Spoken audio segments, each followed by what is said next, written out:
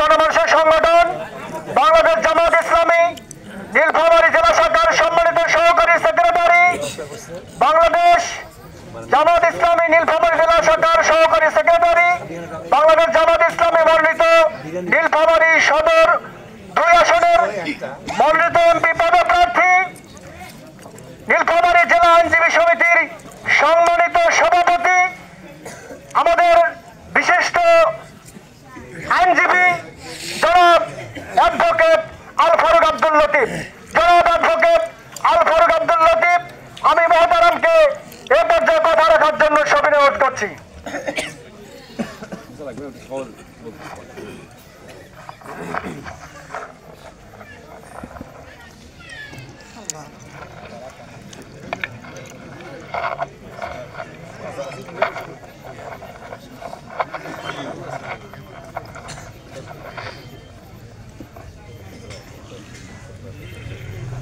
বিসমিল্লাহির রহমানির রহিম।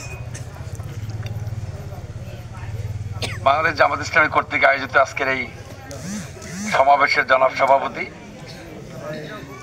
অনুষ্ঠানে উপস্থিত নীলফামারী শহর শাখার সম্মানিত সহকারী সেক্রেটারি অ্যাডভোকেট মামুনুর রশিদ পাটোয়ারি, পঞ্চপুকুর ইউনিয়নের সম্মানিত আমির মাওলানা আমিজুল ইসলাম, আমিজার রহমান, ইউনিয়নের অন্যান্য নেতৃবৃন্দ এবং আমার সামনে বসে থাকা সম্মানিত ভাইরা, আসসালামু আলাইকুম রহমতুল্লাহ। অমুসলিম ভাইদের জন্য আমার আন্তরিক শুভেচ্ছা, আদাব। সময়ও কম, আর অ্যাডভোকেট মামুনের মতন বক্তৃতা দিবার পাই না। সংক্ষেপে দিয়ে একটা কথা বলবো। আমরা বাংলাদেশের জন্ম হয়েছে 54 বছর আগে। বাংলাদেশ নামক রাষ্ট্রটা প্রতিষ্ঠা হয়েছে 54 বছর আগে। 54 বছরে আমরা বাংলাদেশে যে শাসনগুলো দেখেছি, সব জায়গায় বলি যে শাসনটা 3টা পরিবারের শাসন ছিল। এই 3 পরিবারের শাসনে বাংলাদেশ অনেক ধনী রাষ্ট্র হয়েছে এবং অনেক উন্নত হয়েছে। কি বলেন? হয় নাই? আচ্ছা, ওই যে সমস্ত দেশে শীত বেশি বেশি মানে পুরা সবসময়ের জন্য শীত থাকে, এরকম দেশ আছে কিছু। ওই দেশের কোনো লোকক যদি বাংলাদেশে নিয়ে আসা যায়, গরম কাক কয়টার পায়? কি বলেন?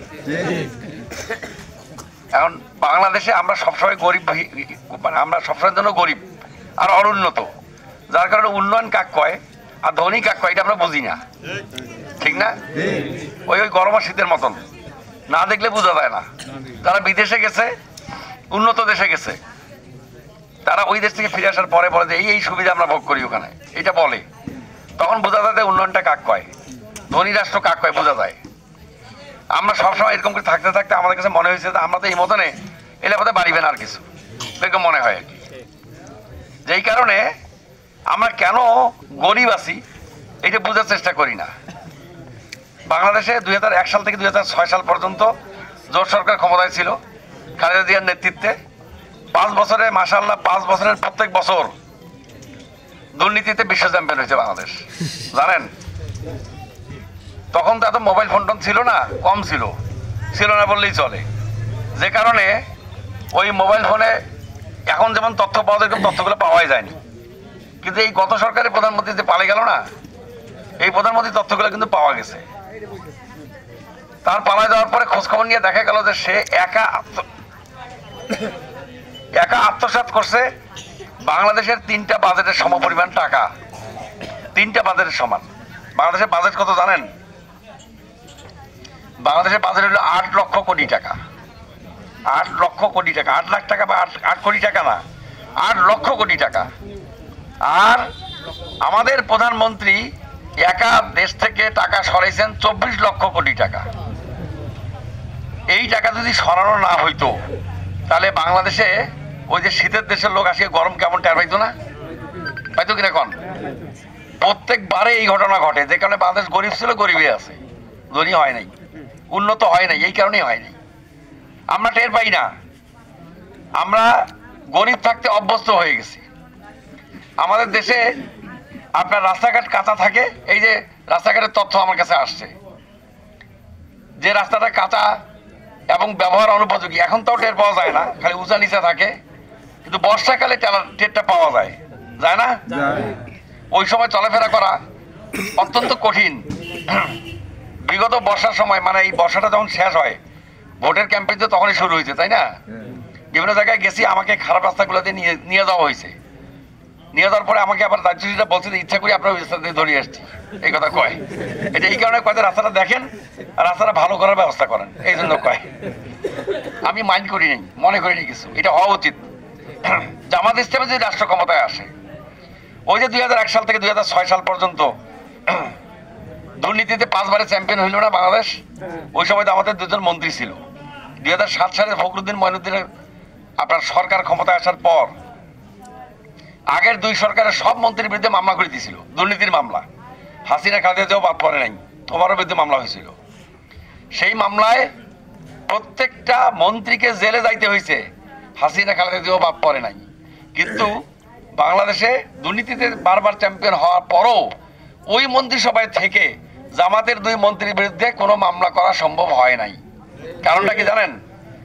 কারণটা হচ্ছে ওই 2 মন্ত্রীর মন্ত্রণালয়ে সবার মতন ওখানেও অনুবীক্ষণ যন্ত্র দিয়ে খোঁজাখুঁজি করা হয়েছে, ব্যাপক তল্লাশি করেছে, কোনো দুর্নীতি পাওয়া যায় কিনা। 1 টাকারও দুর্নীতি পাওয়া যায়নি। এর নাম হলো জামাত ইসলামী, বোঝা যায়? এখন মন্ত্রিসভা গোটাটাই যদি জামাতের হয়, বাংলাদেশের কোনো সচিব ঘুষ খাওয়ার পাইবে? বাংলাদেশের কোনো ডিসিএসপি ঘুষ খাওয়ার পাইবে? তাহলে বাংলাদেশে ওই টাকাগুলো জমি যাবে না? এক প্রধানমন্ত্রী চুরি করে 24 লক্ষ কোটি টাকা, ডাক্তার শফিকুর রহমান চুরি করবে? করবে না। কারণ ডাক্তার শফিকুর রহমান ওই মাওলানা মতিউর রহমান নিজামী আর আলী হাসান মোহাম্মদ মুজাহিদের মতো একজন মানুষ, যে মানুষকে তৈরি করা হয়েছে মন্ত্রণালয় পরিচালনা করবেন, কিন্তু 1 টাকারও দুর্নীতি নিজেও করবেন না, কাউকে করতেও দেবেন না, এইরকম ভাবে তৈরি করা হয়েছে। যে কারণে এই বাংলাদেশের দুর্নীতি যদি বন্ধ হয়ে যায়, বাংলাদেশের কোনো রাস্তা, কোনো স্কুল, কোনো কলেজ, কোনো মাদ্রাসা কাঁচা থাকবে না, কোনো মসজিদ, কোনো মন্দির কাঁচা থাকবে না। সব মসজিদ, মন্দির, রাস্তাঘাট, স্কুল, কলেজ, মাদ্রাসা উন্নত হবে, পাকা হবে। এটা কি বিশ্বাস করতে পারেন?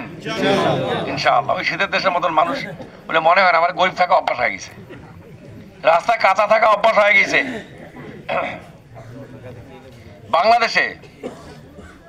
বাংলাদেশে 2024 সালে যে আন্দোলনটা হইল না, এই